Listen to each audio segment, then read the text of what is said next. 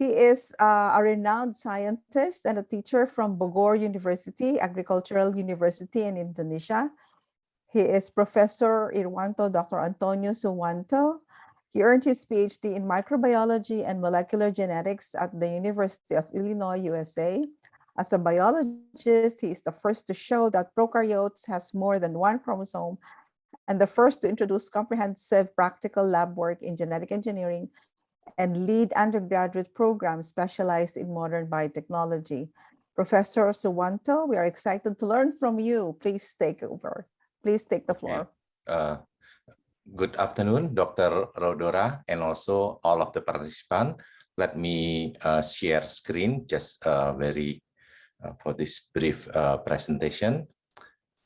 Okay, so I am actually having experience more on the as a professor, as a lecturer, and also in my capacity as a team for the evaluating the environmental safety for microbial GMO product especially. So then I communicate also with the government usually or the company. So in this case, usually, my purpose here, I would like to share with you how we usually do in the class, for example, or with other public. Usually I ask the first the question on the perception of GMO. Usually, this is a typical result, is that you can have an answer whether GMO is safe or not safe, or not sure. Mostly people will go on this not sure if they don't know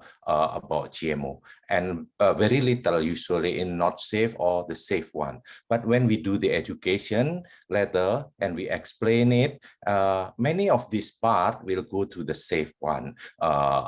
Okay, some of this one, usually the original one, usually it's not really easy to change them.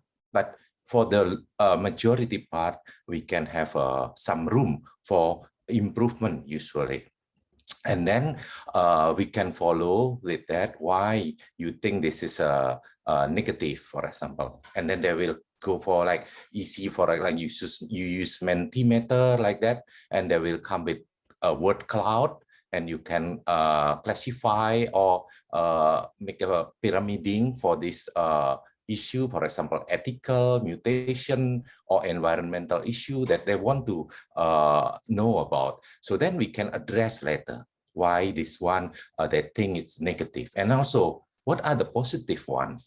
Maybe they think about like efficiency, profitability, innovative thing, and even they can preserve biodiversity, in fact. So then we can address this one.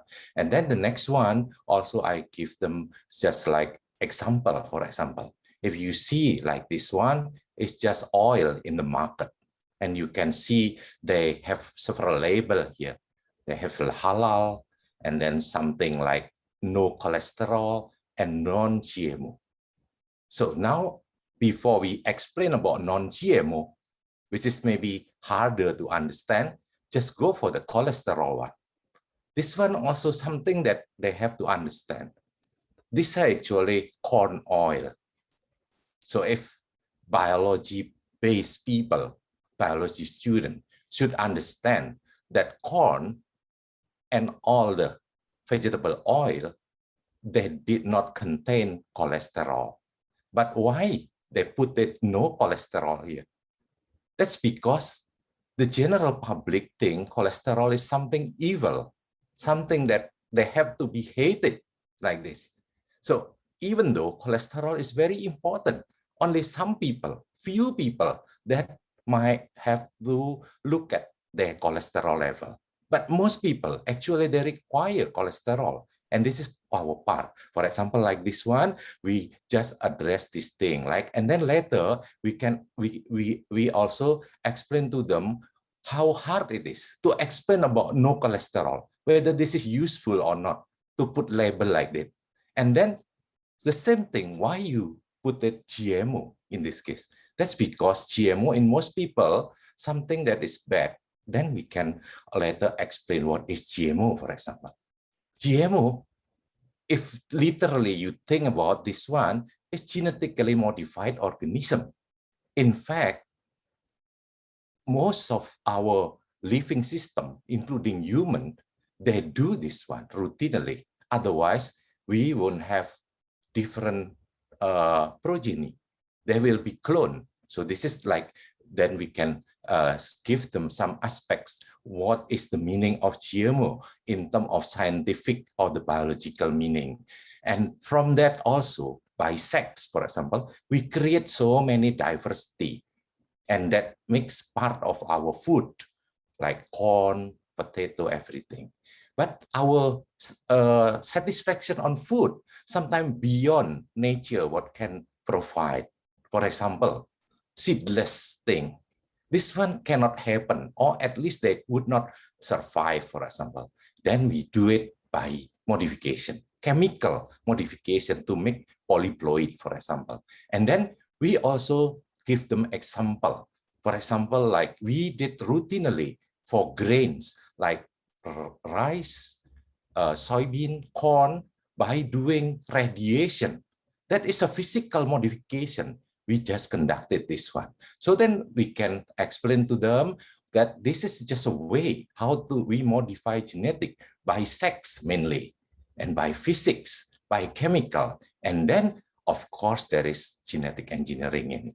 So this is actually very important. So to explain, of course, there are so many other that we can explain to them. This is just only one thing, an example. But the essential points in communicating GMO, I think, especially for the students and the more educated people, we should really understand the problem. And then the next one, then we should have address how biotechnology could offer the solution. And then we have to be able to translate it into a simple and understandable communication system. Otherwise, they won't understand. So this is really important to make it simple and then not really something complicated in communication. So for this can happen, then the personnel should have a passion to educate, really have a heart to educate. And this is the last one. I just want to put in a quote here. It is not distance that keep people apart, but lack of communications. I think that's all for my presentation. Thank you very much for your kind attention.